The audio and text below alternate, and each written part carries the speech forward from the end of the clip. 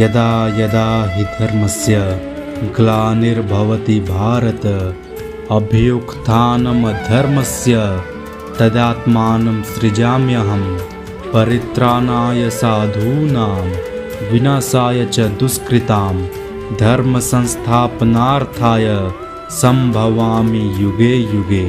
जगन्नाथ आज सोनू भाई आज आलोचना करवा कल्कि राम को पदे है कहबार तात्पर्य चोर कहूँ मोट चालाकी ना पुलिस कहूँ मोट चालाकी कहीं ना हाँ कि नहीं तू चालाकी आसे पुलिस चोर चोरी करे गला बेल गोटे संकेत कौन छाड़ी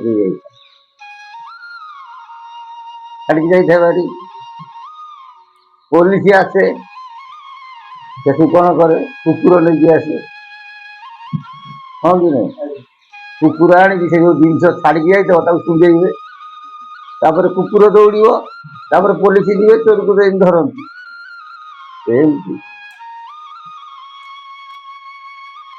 उत्कल पंचसखा मानकर आविर्भूत होता बुझीपार ना पंचसखा मालिका शास्त्र लिखि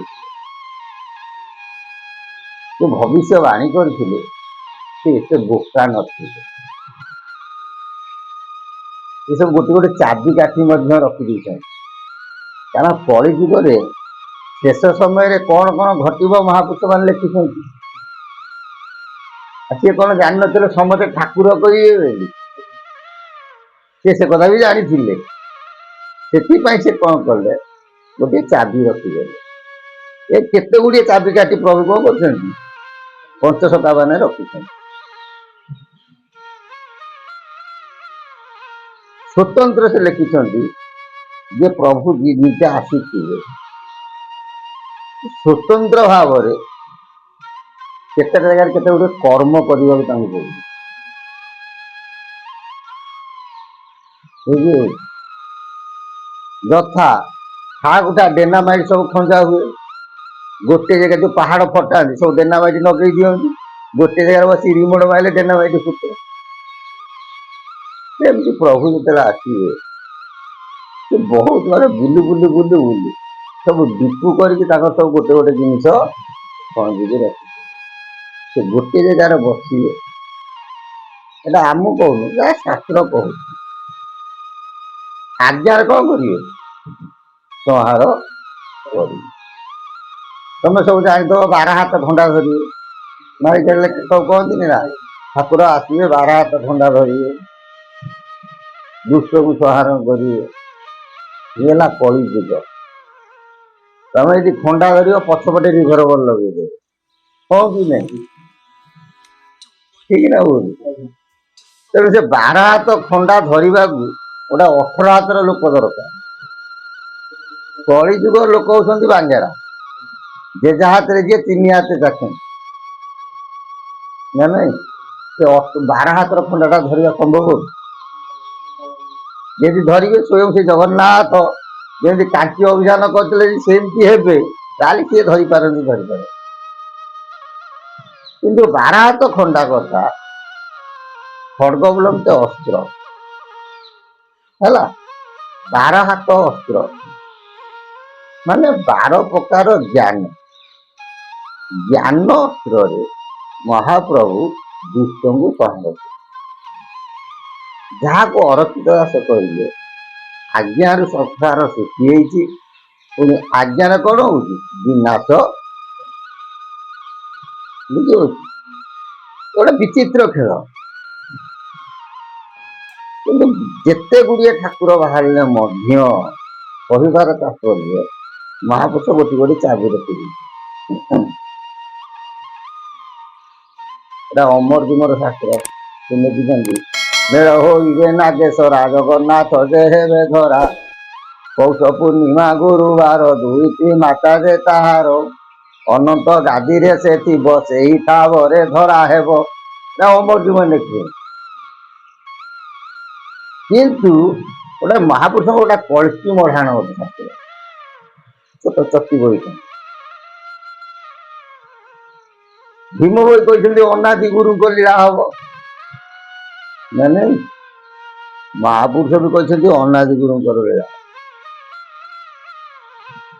କିନ୍ତୁ ଡିଫରେନ୍ସ ଏତିକି, ମହାପ୍ରଭୁଙ୍କ ପାଖରେ ଯୋଉ ମହାବିଷ୍ଣୁଙ୍କ କଥା କହୁଛି, ତାଙ୍କ ପାଖରେ ଥିବେ ଯେ ସେ ଯୋଗ ମାୟା ବା ଆଦିନାଥ ହେଲା। ଯେତେ ଗୁଡିଏ କଳକି ହୁଅନ୍ତି, ସେଥିରେ ଆମ କାହାକୁ ନିନ୍ଦା କରିବାର ନାହିଁ। ପ୍ରଭୁଙ୍କ କରୁଣା ସମସ୍ତଙ୍କ ଉପରେ ଥାଉ ବା ଥିବ। ଯିଏ ଓରିଜିନାଲ ଲୋକ ହେଇଥିବେ, ତାଙ୍କ ଅର୍ଦ୍ଧାଙ୍ଗିନୀ ହେଇଥିବେ ଯୋଗମାୟା ବା ଆଦିନାରୀ। ସେ ଆଦିନାରୀ କୋଉଠି ଜନ୍ମ ହେଇଛି ହେଲା। ଆଦିନାରୀ କଣ ଆଉ 10ଟା ଜନ୍ମ ହେବେ? ଆଦିନାରୀ ଜଣେ, ମା ଜଗଧାତ୍ରୀ ଜଣେ, ଏ ମହାଲକ୍ଷ୍ମୀ, ମହାକାଳୀ, ମହାସରସ୍ୱତୀ।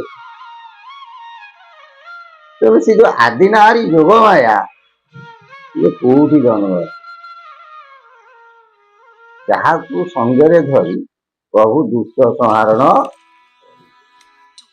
ଶାସ୍ତ୍ର ନାଁ ହଉଛି କଳ୍କି ମଢାଣ ବା କଳଙ୍କି ମଢାଣ। କଣ କହୁଛନ୍ତି ହେଲା? ବଳରାମ ଦାସ କହୁଛନ୍ତି, କହନ୍ତି ଗୁରୁ ନିରାକାର, ଶୁଣ ଏ ଭକତ ପ୍ରବର। ମାନେ ବଳରାମ ଦାସଙ୍କୁ ପ୍ରଭୁ କହୁଛନ୍ତି, ବୁଝି ହଉଛି ନା? ବଳରାମ ଦାସ କାହାକୁ ବୁଝଉଛନ୍ତି? ତାଙ୍କ ପଟ୍ଟ ଶିଷ୍ୟ ବାଲିଆ ଦାସ। କହନ୍ତି ଗୁରୁ ନିରାକାର, ଶୁଣ ଏ ଭକତ ପ୍ରବର। କଳି ଯେ ହୋଇବ ବିନାଶ, କହିନଛନ୍ତି ପିତବାର। ସେ ବାଲିଆ, ମତେ ଠାକୁର କହିଛନ୍ତି, ଜଗନ୍ନାଥ କହିଛନ୍ତି, ସେ ନନ୍ଦପୁଅ କୃଷ୍ଣ କହିଛନ୍ତି, କଳି ନିଶ୍ଚିନ୍ତ ବିନାଶ ହବ। କେମିତି ହବ? ନା ଯୋଗ ମାୟାକୁ ସଙ୍ଗେ ଧରି ଦୁଷ୍ଟ ନାସିବେ ନରକ। ଯୁଗେ ଯୁଗେ ଯେତେବେଳେ ପ୍ରଭୁ ଆଇଛନ୍ତି, ମାଙ୍କ କରୁଣା ବହନ କରିଛନ୍ତି ନା ନାଇଁ? ରାମଚନ୍ଦ୍ର ଅବତାରେ ତାକୁ ସେ ଦୁର୍ଗାଙ୍କୁ ନା ନାଇଁ? ଠାକୁର ଅଭିରାମ ଥିଲେ ଦୁର୍ଗାଙ୍କୁ।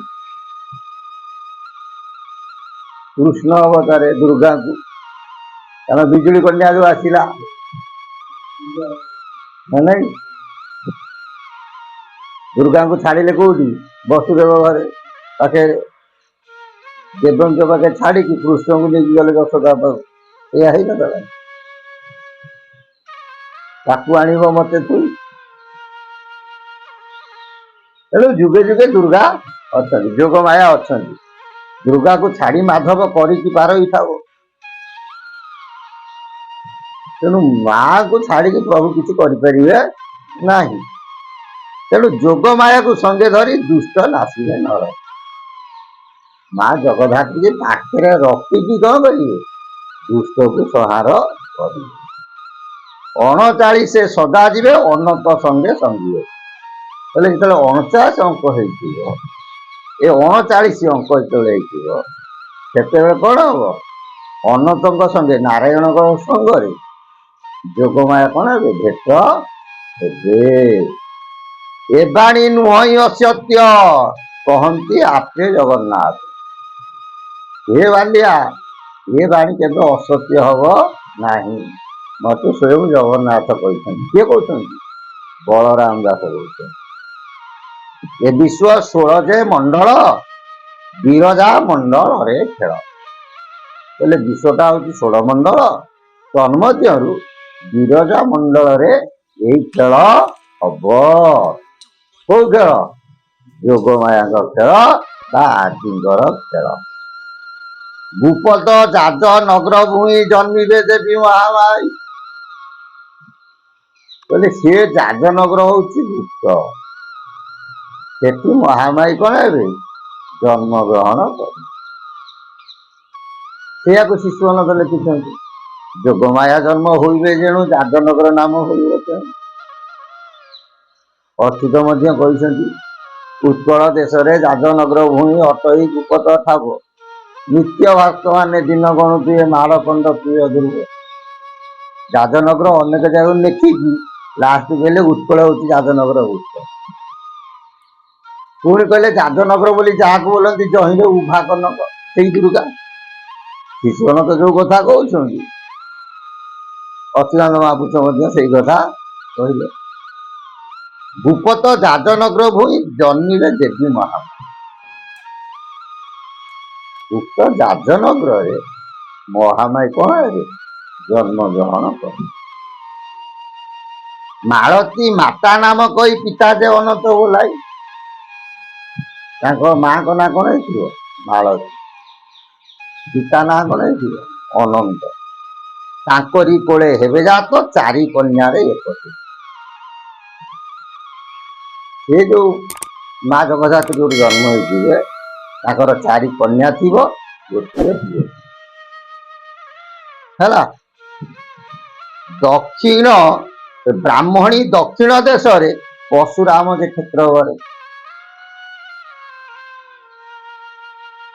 ସାରଙ୍ଗ ଦାସ ଯୋଉ ଲେଖିଥିଲେ ପଶୁରାମ କ୍ଷେତ୍ରରେ ଜନ୍ମିବେ ସେ ମହାମାୟା, ଏଠି ଏଇ ବଳରାମ ଦାସ ସେଇ କଥା କହୁଛନ୍ତି। ବ୍ରାହ୍ମଣୀ ନଦୀର ଦକ୍ଷିଣ ଦେଶରେ ପଶୁରାମ କ୍ଷେତ୍ର ଘରେ। ସେଟା ପଶୁରାମଙ୍କ କ୍ଷେତ୍ର ହେଇଥିବ ବ୍ରାହ୍ମଣୀ ନଦୀର ଦକ୍ଷିଣ ଦେଶରେ। ମାୟାଧରଙ୍କ ଲୀଳା ଏହି ବିଜୟ ହେବେ ଭାବଗ୍ରାହୀ ଆଦିକୁ ଦେଇଥିଲେ ବର କହୁଛି ତ୍ରେତୟାଯୁଗ। ବୈଷ୍ଣବ ବିଜୁ ଆଇଥିଲେ ପରୀକ୍ଷା କରିବାକୁ। ରାମଚନ୍ଦ୍ର ତାକୁ କହିଲେ ନା ମା ତତେ ଏ ଜନ୍ମରେ ଗ୍ରହଣ କରିବି ନାହିଁ, ତତେ ମୁଁ କୋଉ ଜନ୍ମ ଗ୍ରହଣ କରିବି କଳିର ଅନ୍ତିମ ପର୍ଯ୍ୟାୟରେ ଗ୍ରହଣ କରିବି। ସେ ଯୋଉ ବିଷୟ ବୈଷ୍ଣବ ପରମ ବୈଷ୍ଣବିକ ବିଷୟ ସେଇ କଥା ଏଠି ମହାପୁରୁଷ ବଳରାମ ଦାସ କହୁଛନ୍ତି। ଆଦିଙ୍କୁ ଦେଇଥିଲେ ବର କୋଉ ଯୁଗରେ ତ୍ରେତୟା ଯୁଗରେ କହୁଛି ତ୍ରେତୟା ଯୁଗ ରାମ ଅବତାର କଥା।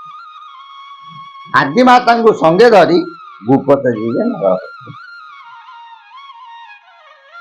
ହେଲା।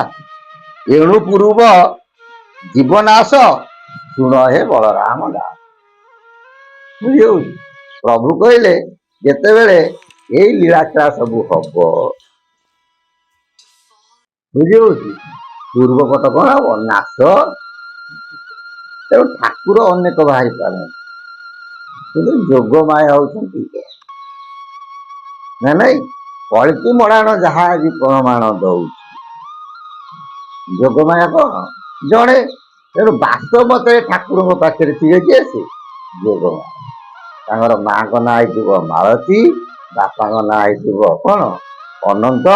ପଶୁରାମ କ୍ଷେତ୍ରରେ ସେ ଆବିର୍ଭୂତ।